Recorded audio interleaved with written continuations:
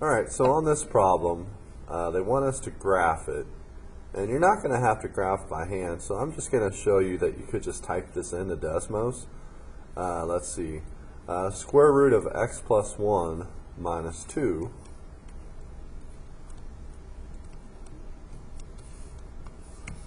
you can see looks like this. So what happened was the plus 1 moved it 1 to the left, and the negative 2 moved it 2 down. And so now we're going to talk about domain and range.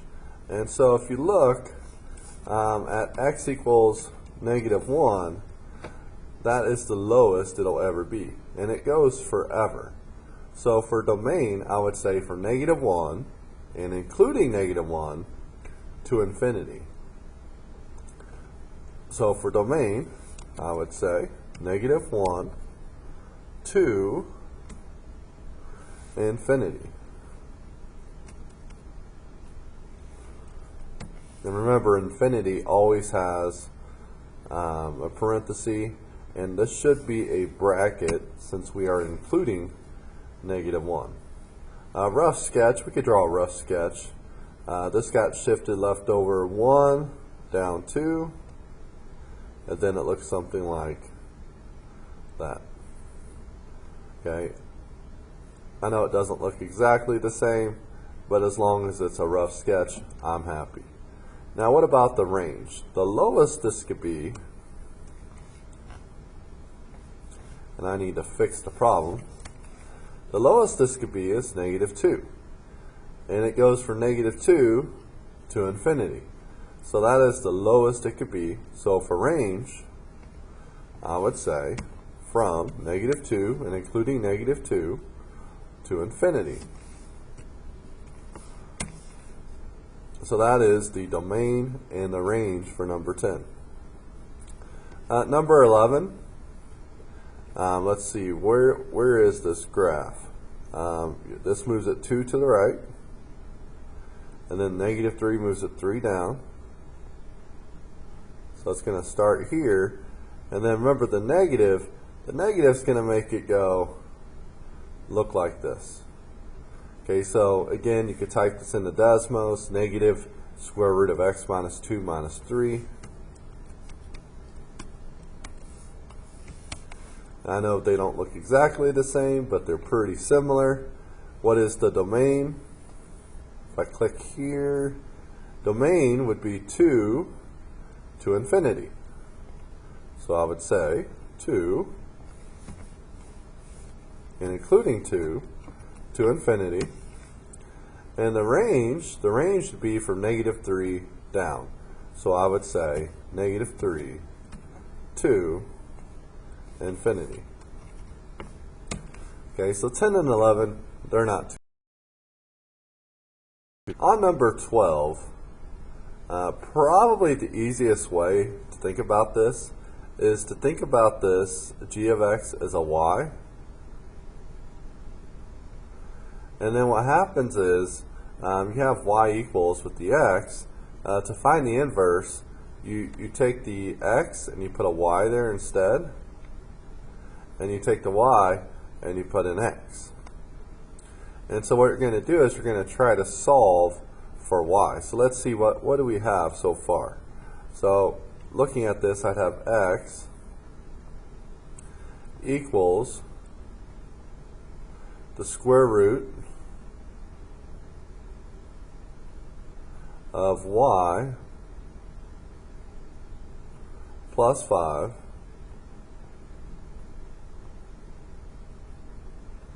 over 4.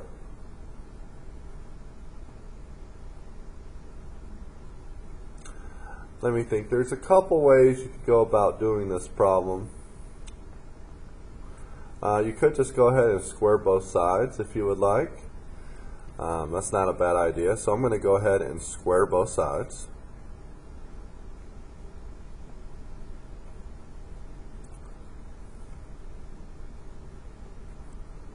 And as soon as I square both sides, the square root and the square cancel. So now I have x squared equals y plus 5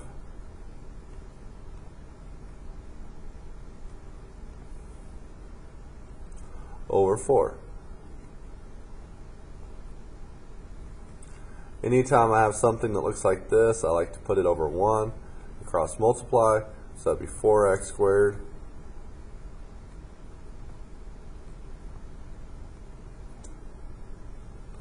and then 1 times y plus 5 would just be y plus 5. Normally you would distribute that to both, but that's a 1, so 1 doesn't change anything. It's the identity. Alright, so we're almost there. So what we need to do is get rid of the minus 5, and I got 4x squared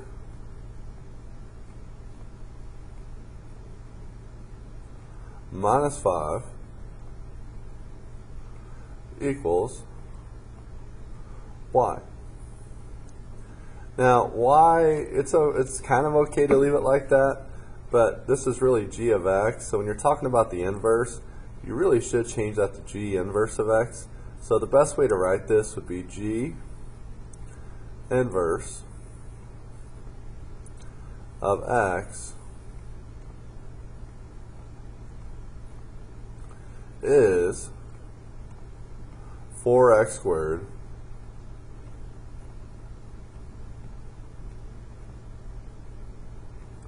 minus 5.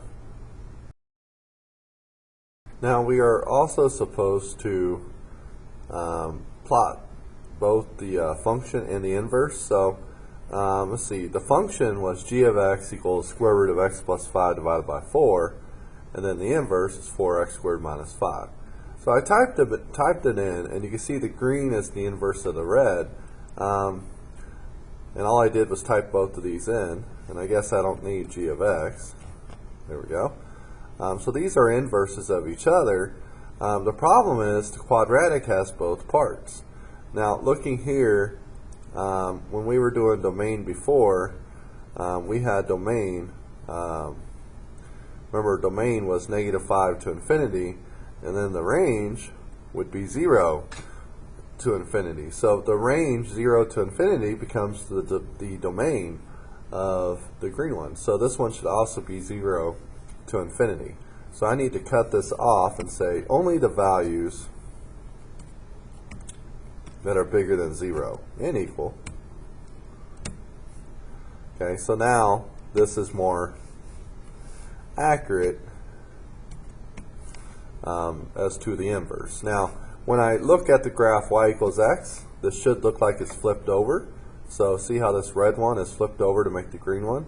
So this is just a way to check my work. The red function and the green function are inverses of each other. So I could take this and I could put that on my graph.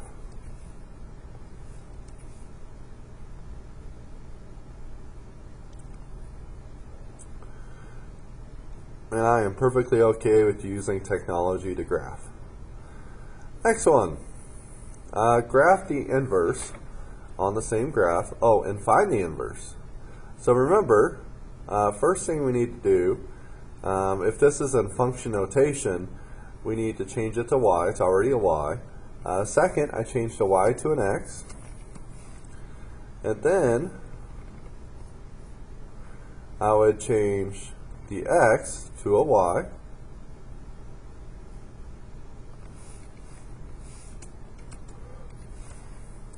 And I'm trying to solve for y, so I would add 10 to both sides.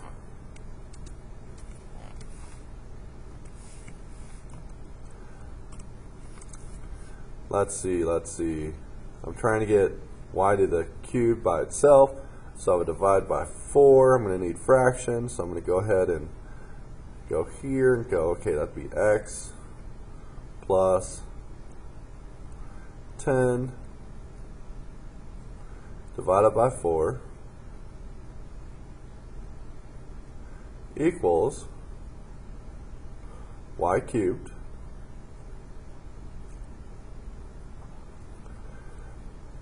and then from here you want to undo the cubed root, So you would cube root both sides.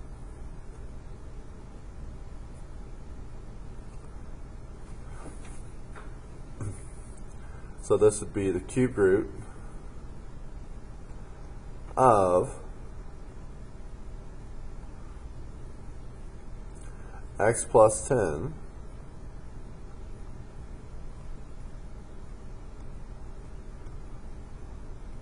over 4 is equal to y. Because if I cube root that, that undoes the third power, and then I cube root that. And normally we don't like to have a cube root of 4 in the denominator, and we would rationalize it, but we're going to leave it alone. And now let's go look at the graph. So I'm going to type this in and this in, and it should look like a reflection over y. I have graphed both my original function, which is this red one, and then my inverse, which is the green one, and you can see that these are flipped over this line, y equals x. So this is called a reflection, and these are definitely inverses. I am going to take a copy of this for my work.